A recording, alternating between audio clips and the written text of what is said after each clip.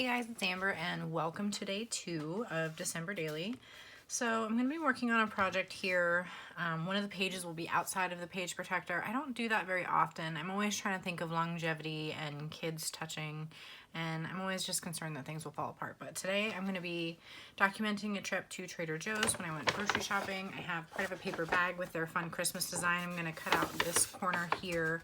This photo will go on the back. This is just another thing. I didn't want to waste my photo paper. I have a 3x4 photo to go with it. I have a selection of cards, some things I'm considering putting to help tell my story, maybe some chipboard, considering using maybe like a rubber circle or like one of the pleather pieces, maybe just to like cover this up and bring in some of the color.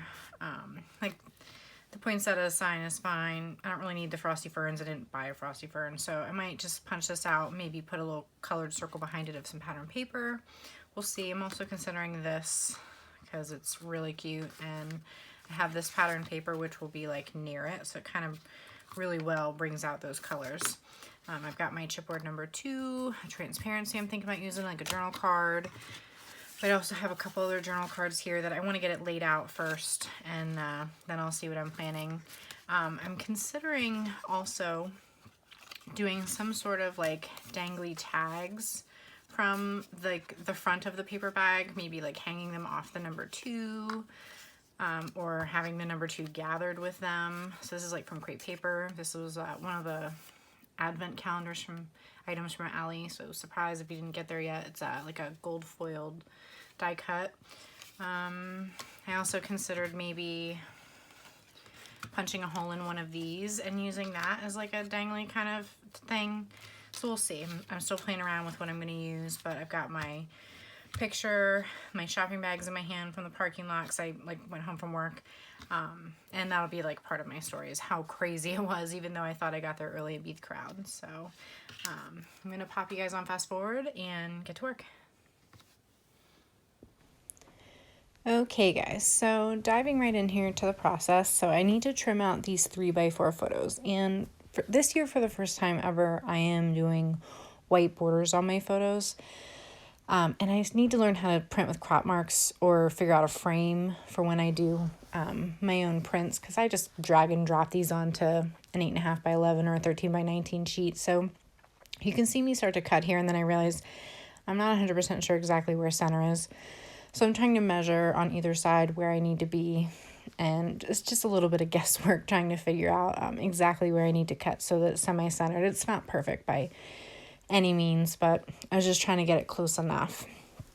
So you can see me just trying to trim, and I kind of just go little by little, and then I cut the rest of that out so you don't have to sit there and watch me try to figure that out, but I eventually figured it out. I have a leftover piece of basic gray there that I'm going to be using behind my transparency. I do love using transparencies, but I find that I actually prefer to put them on paper. That way you get a fun color, you get the transparency overlay look, and then I am not losing a square in the back. So right now I'm just pulling out the cards and pieces of paper that I'm considering using. That red Story of the Day card is a Liz Tamanaha card from a few years back. Same with the transparency, and then I'll have to double check who the maker of that paper is, but it's beautiful with the red and green holly, has a little bit of gold detail in it. And I'm just trying to decide which journal card I wanted to use. I considered that this story card from a few Allie kits back. I really liked that December routines, but it wasn't really a routine thing. I just ran to the grocery store, which can be considered routine, but that wasn't the point of the story I was trying to tell today. And then I also briefly for a while considered using that shopping chipboard, but it wasn't the right color. If it had been bright red, I would have used it in a heartbeat, but it was like a purple or wine color, and it just didn't really fit with my theme, so I ended up taking that off after a little while. But here you can just see some of my decision making, trying to just figure out some balance, considering weight of the papers, the colors. I keep this layout pretty simple with embellishments, but there you can see I'm placing one of the pleather pieces for color, checking my punches to see how big of a punch I will need, and I believe that the pleather circle is 2 inches exactly, so I grab my 2.5 inch punch some cardstock and set that to the side. Just want to see how it looks. And then I start second guessing and double checking with the rubber piece what I think that will look like, which is just slightly smaller. So I like to see things, but I hate wasting my paper. So I pull over like a little red scrap just to see what it would look like if I had a red circle behind it. And then I measure it against the 2-inch pleather circle because I'm considering punching out a circle so I can see what it looks like. I end up not using it. I punched it too small. The 2.5 would have been way too big. The 2-inch was too small. And I just ended up not liking the way it looked anyway. I really liked the dark green and white. It was a good excuse to use one of the pleather circles so I can, have some consistency throughout the album. And I even briefly considered not putting anything on the photo and using it instead on the card. But I really just liked the way that looked with the white. I was able to punch that larger circle and kind of center it more because the sign isn't exactly centered in the photo, but gets it pretty close. And then I pulled over some of the other transparencies, and I actually really liked that Stories of the December Season in green on the red. I thought it looked really pretty. But there was like a piece of dust or something on it, and when I scratched it away, tried to wipe it away, I accidentally scratched off a little bit of part of one of the letters. So I just decided to forget it and go back to using the white one, which is part of the story for my journaling anyway. So now I'm finally making my mind up, getting ready to stick things down, using my paper piercer to help me attach anything sticky, helps keep my hands out of the way. But the adhesive on them is actually really sticky, so I was having a hard time getting it off and just smoothing it down. And then I pulled out a little die cut green star from an L's Studio pack of die cuts from this year. It was the perfect color green to kind of color balance and give me a third green item in my layout.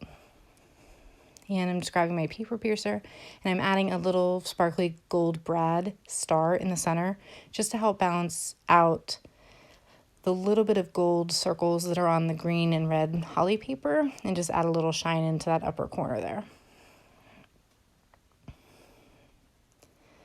So then I get ready to start tackling cutting down the paper bag, and this is a little bit of a task.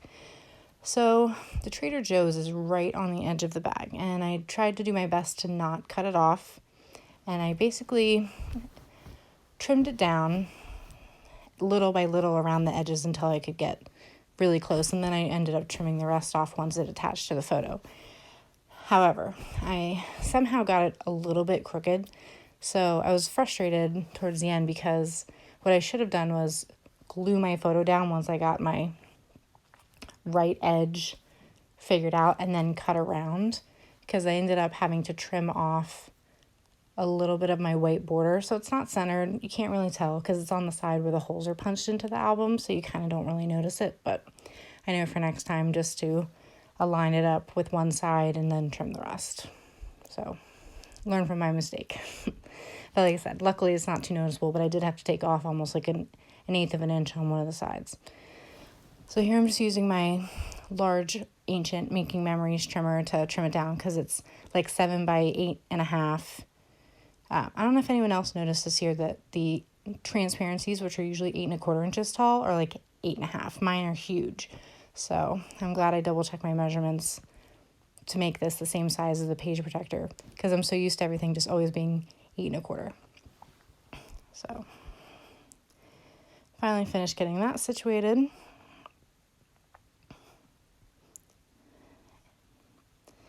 then you can see it's just slightly taller. So I do at least wait to trim the rest until the photo's attached, but the left and right are the ones that were the issue. And I'm just trying to smooth out some of the creases from the bag as best I can before attaching it so it doesn't look too bumpy.